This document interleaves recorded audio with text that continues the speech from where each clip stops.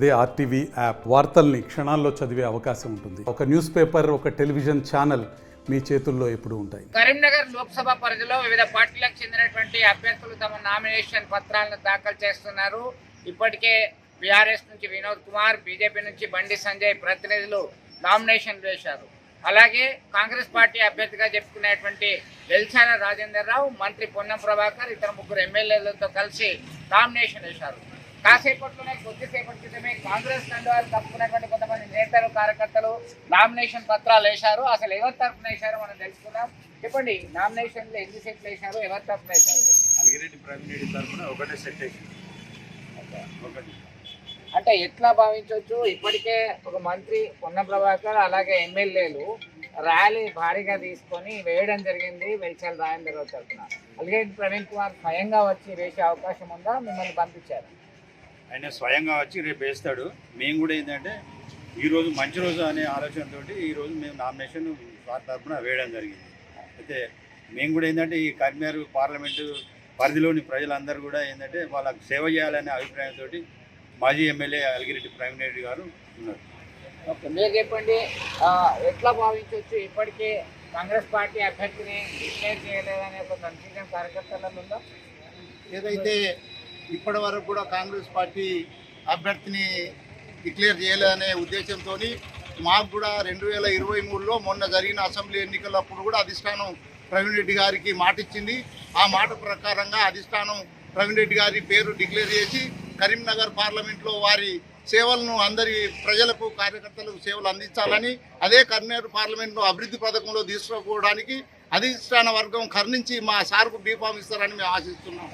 అంటే ఇప్పటి వరకు ఏమి కాన్సెంట్ ఇవ్వలేదా? ఎవరు కూడా మీకు ఇష్టం ఖచ్చితంగా అని చెప్పలేదా? అధిష్టాన వర్గం అధిష్టానం మాకు అంటే అధిష్టానం ఇస్తుంది. మరి అధిష్టానం సూచన మేరకే మేము ఈరోజు నామినేషన్ సబ్మిట్ చేయడం జరిగింది. అంటే మీరు చెప్పండి, ఒకటి అధిష్టానం ఎవరికి బీఫామ్ ఇచ్చి వారే కాంగ్రెస్ అభ్యర్థి అని ప్రకటిస్తే వారికి మీరు మద్దతు ఇచ్చే అవకాశం ఉందా? ఇంకేమన్నా ఉందా? తప్పకుండా.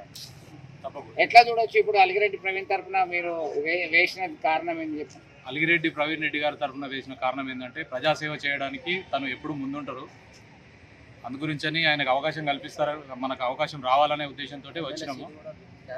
అప్పుడు మనం ఏంటంటే ఇంతకుముందు 2 సార్లు మనకు ప్రజలకు ఒకసారి సేవ చేసే అవకాశం వచ్చింది. అప్పుడు మనం ఏంటనే నిరూపించిండు సార్.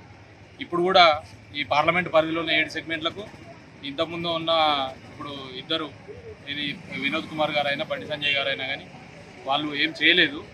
ఇప్పుడు మన కరీంనగర్ ప్రజలు చాలా వెనుకబడి ఉన్నాం. మనము దీన్ని డెవలప్ చేయాలనే ఉద్దేశంతో ఇప్పుడు ప్రవీణ్ రెడ్డి గారు ముందుకు రావడం జరిగింది. 100% మనకు అవకాశం వస్తుందని అనుకుంటున్నాం. మీ ప్రవీణ్ రెడ్డి గారి సేవలు ప్రజలకు అందుబాటులో ఉంటాయి. ఎప్పటికీ ఆ అవకాశం కాంగ్రెస్ పార్టీ కల్పిస్తుందని భావిస్తున్నాం. మీరు చెప్పండి, దానికి ఉన్నటువంటి పాజిటివ్ ఆస్పెక్ట్స్ ఏమున్నాయి? ఎందుకు అలిగిరెడ్డి ప్రవీణ్ రెడ్డి తరఫున మీరు వేయడానికి వచ్చారు? ఎట్లయితే బాగుంటుంది? నాకు ఇదివరకు ఎమ్మెల్యేగా ఎక్స్పీరియన్స్ ఉన్నది. అలాగే అసెంబ్లీ ఎలక్షన్ టైంలో సారు సీటు త్యాగం చేసి ఇచ్చిండు కాబట్టి అప్పుడు ఇచ్చిన హామీ మేరకు సీఎం గారు దయతలిచి ఇచ్చి సార్ను గెలిపించి కరీంనగర్ను అభివృద్ధి పదంలో చేస్తారని నమ్మకం మాకుంది.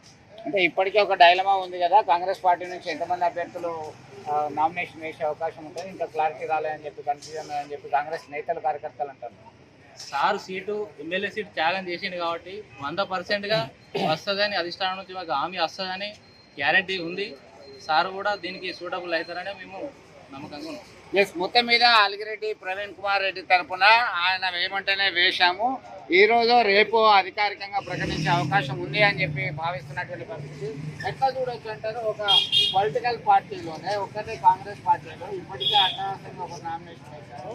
మీరు ఉస్మాబాద్ వచ్చి నామినేషన్ వేశారు. ఎట్లా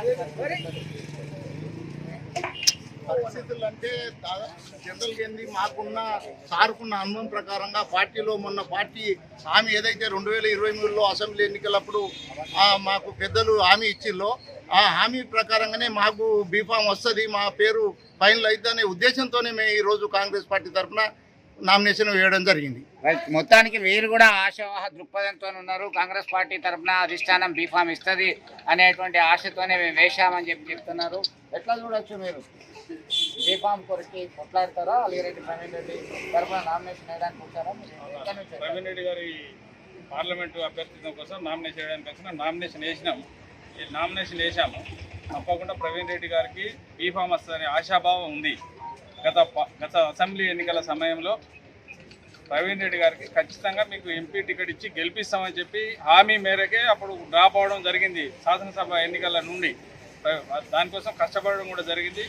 పొన్నం ప్రభాకర్ గారిని గెలిపించడం జరిగింది.